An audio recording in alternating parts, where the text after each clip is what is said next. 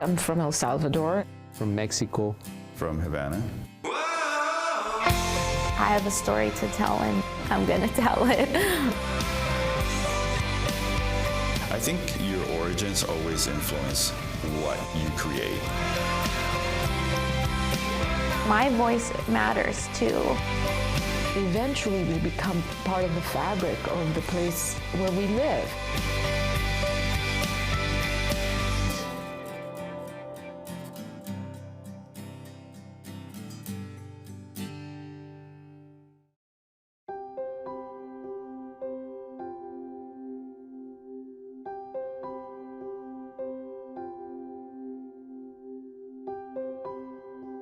I'm a visual artist. I create works here in the studio, and I also design public projects. I love the challenge of standing in front of a blank canvas and setting out to create something that nobody else could create the same way. I think your origins always influence what you create.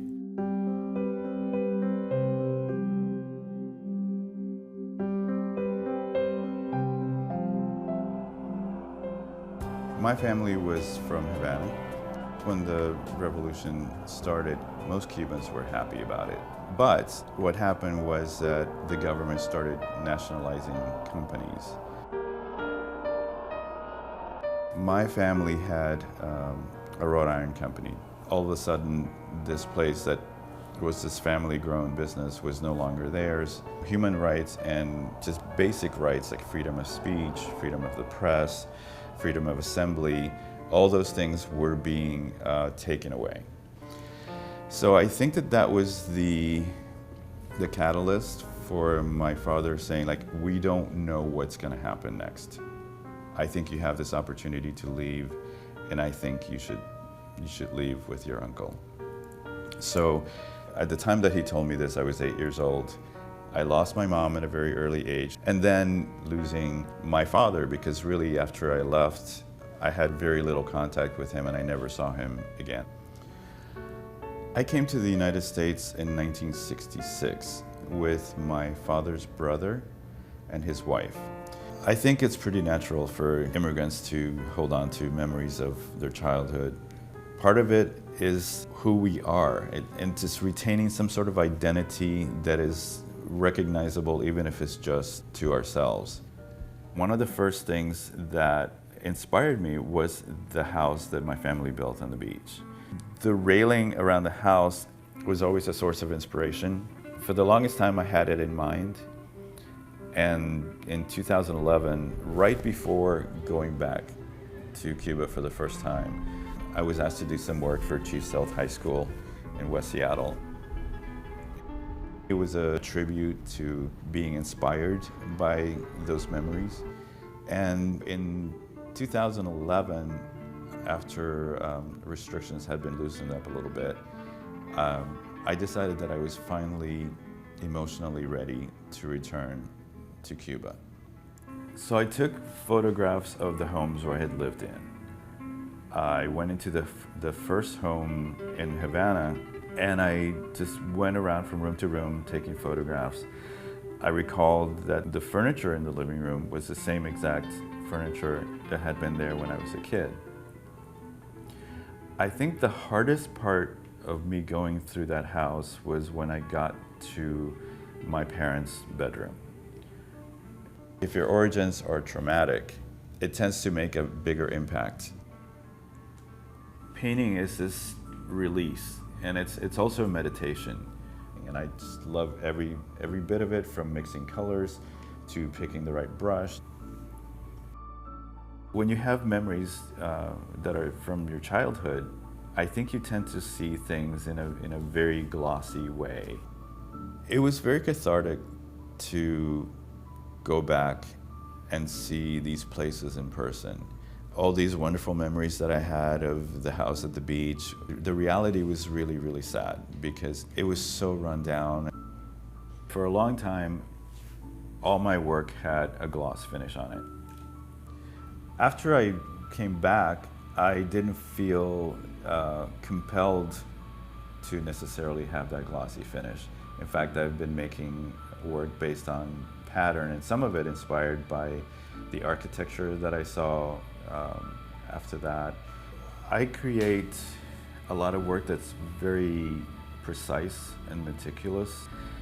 And sometimes after I'm done with a series of work like that, I need to let things go, like kind of shake it up. Cuba is always on my mind when I'm creating. So this painting that I'm working on is part of the Carnival series, part of the Muñecones, which were these big paper mache dolls that really scared me when I was a little kid, but fascinate me now. And before, I was trying to create work that really resembled something that I had seen. And now, these are just from my imagination. It's interesting to think about whether I consider myself a Cuban artist or an American artist. I think of myself as both, and it's kind of more up to other people to decide how they want to see me at this point.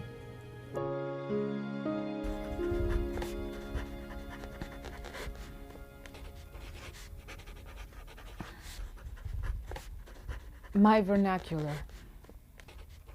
This landscape of place born, 2 moons called ovaries, 2 suns called breasts, grafted meanings choking my vernacular.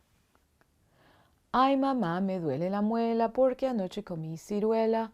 My name is Claudia Castro Luna, and I am currently serving as the 5th Washington State Poet Laureate.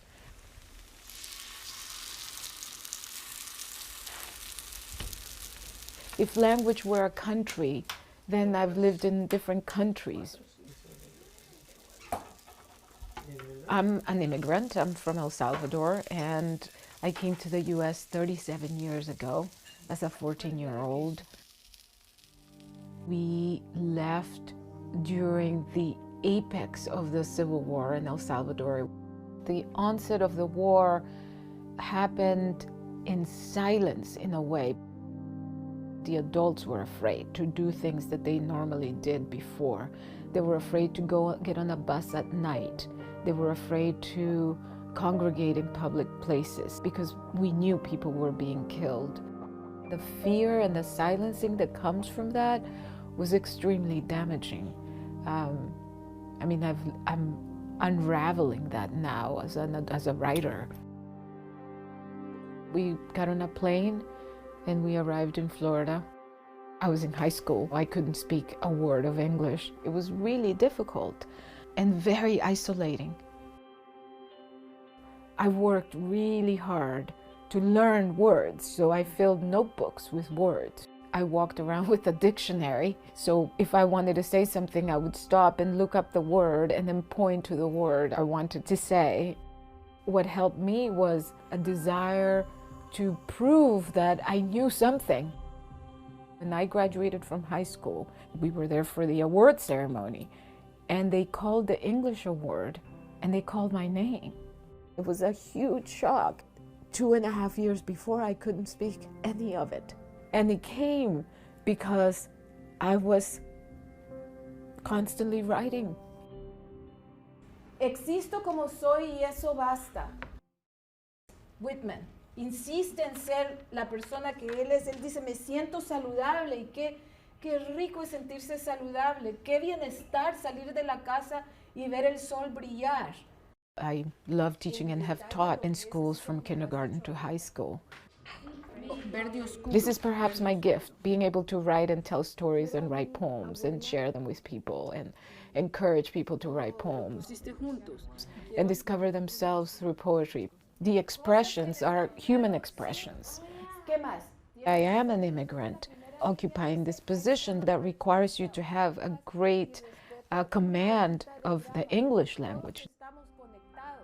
I hope that my tenure as laureate sheds light into immigrants' experiences in this country, because our trajectories may be different or difficult, but eventually we become part of the fabric of the place where we live.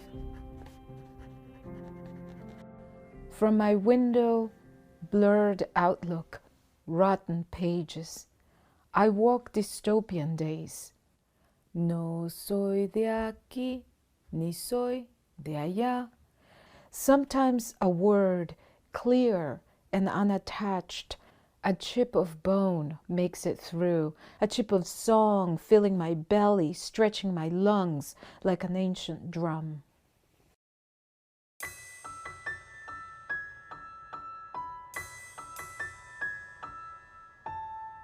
This is a story that happened to my parents, my grandparents. My father and grandfather were from Norway. The hope that immigrants have when they come to a new place. I got emotional because it was that she was a Latina. She was Mexican.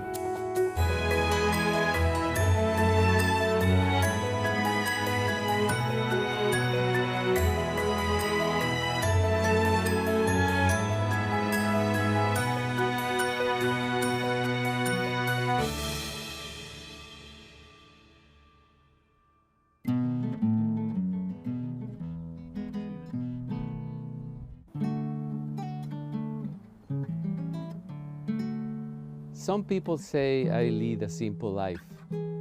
I don't have a lot of possessions except for my instruments, my songs, my memories. My life might be simple, but it's incredibly rich because of music. My name is Abel Rocha, and I'm a musician. I came to the United States from Mexico over 25 years ago to perform, to sing. Cielo arriba, de Jujuy, con la blanca puna me voy a cantar.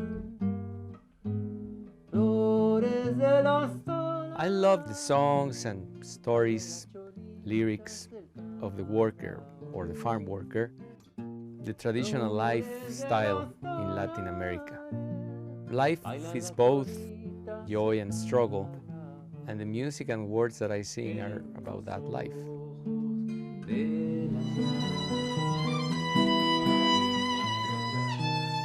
We perform music from Argentina, Venezuela, Mexico to sometimes Peru. Since the very beginning, I never wanted to say that from Latin America because it's a really broad spectrum. But in general, in some ways we do. In English, we use the term popular music. And when we say pop music, we think of sugar-coated candy kind of melodies. But música popular, the same idea, the same words, but in Spanish, means something completely different. It means music of the people.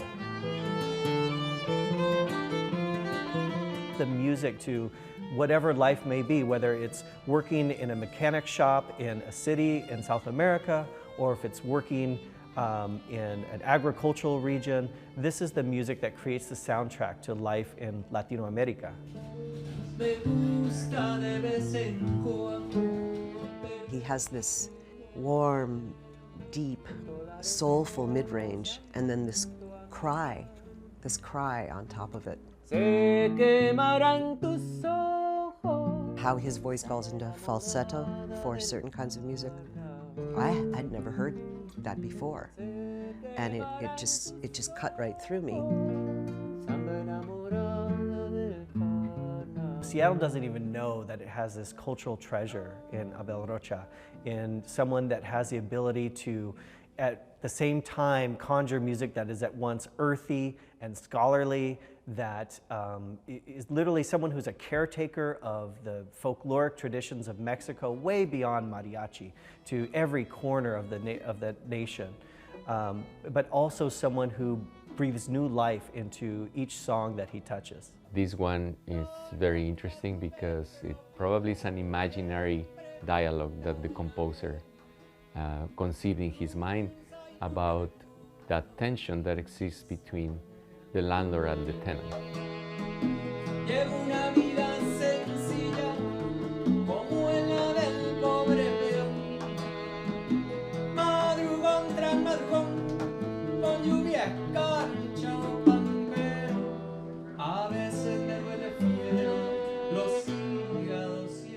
I think one same song can express the pain, the struggle, the lamento, but at the same time, sometimes they express, some songs express the relief of that by doing it. Ni se le ocurra decir que viene pa' visitar. Diga que viene a cobrar y le han de dejar pasar. Allí le van a indicar. Songs are dreams too. Songs are desires not met in life. I think everybody has to express some sort of vehicle to express their anger, their pain, their frustrations sometimes, you know. And I think mine is singing. Mientras lo voy adornando con florcitas de retamo.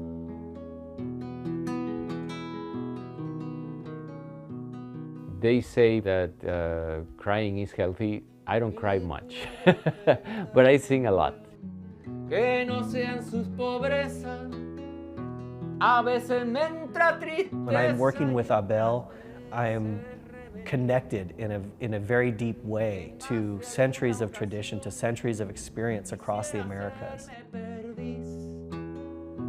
Pa volar y ser feliz por algún pago lejano, pero la verdad, paisano, me gusta el aire de aquí.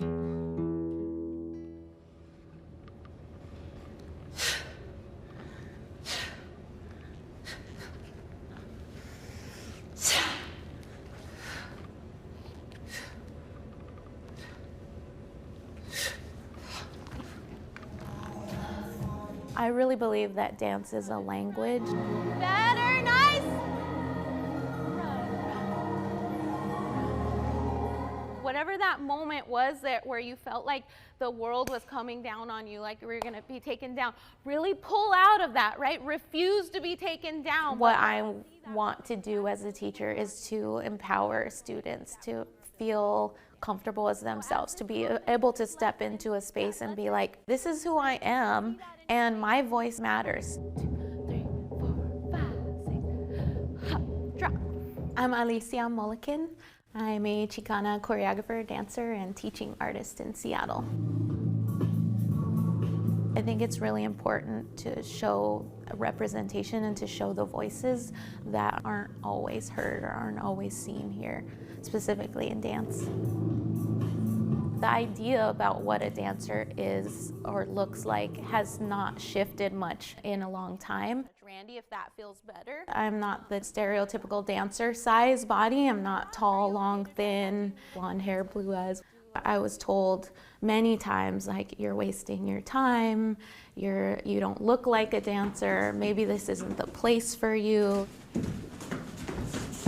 I would try to appease them and say, well, I'm gonna be a choreographer, so I'll be behind the scenes, and I would hear things like, well, no one's gonna let you choreograph on them when you look like that.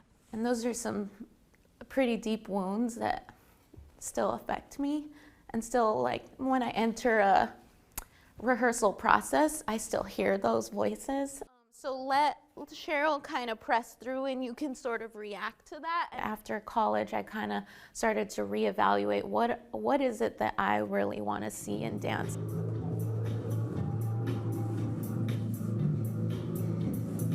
So I started to come back to sort of my roots and the things that I really love about dance. Being expressive as a dancer, dancing to the music, hearing a beat or a drum or something and just wanting to express in a way that feels really good. The piece that I'm working on now is called Reina, which means queen. Reina is a tribute to my mother and to my grandmother and all the sacrifices that they have made emotionally and physically. My grandmother raised 10 kids in the projects. In my mind, she's the ultimate queen. What I've learned from her is just a really honest and true love. My husband and I are working on composing the music. Can we leave that part in there? The like swell? Yeah. Like that? Yeah. If we sample part of my nana saying it, and then maybe I can echo her saying it. Esperas que me desmaye y caiga en tu... The poem is something that I wrote, so I took it to my grandma and asked her to read it. Esperas que me desmaye y caiga en tus brazos. People aren't sure how to categorize my work a lot of times. It references culture, but it's not a cultural dance.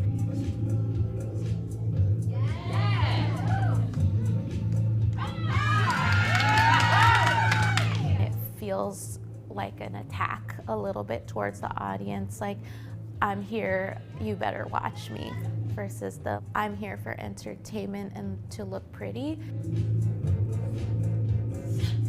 It's like I have a story to tell and you're sitting in that seat, so I'm gonna tell it.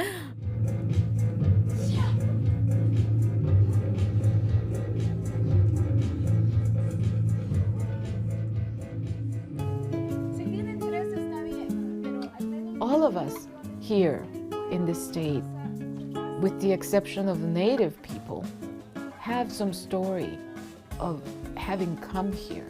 And how do we then manifest ourselves and share our gifts and invite people to come along and discover something?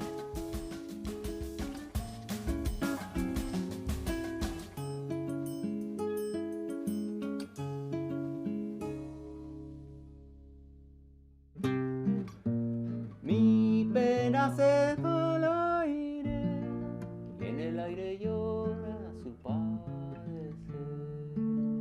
Me voy, volveré. Los dólares solo se han vuelto a quedar.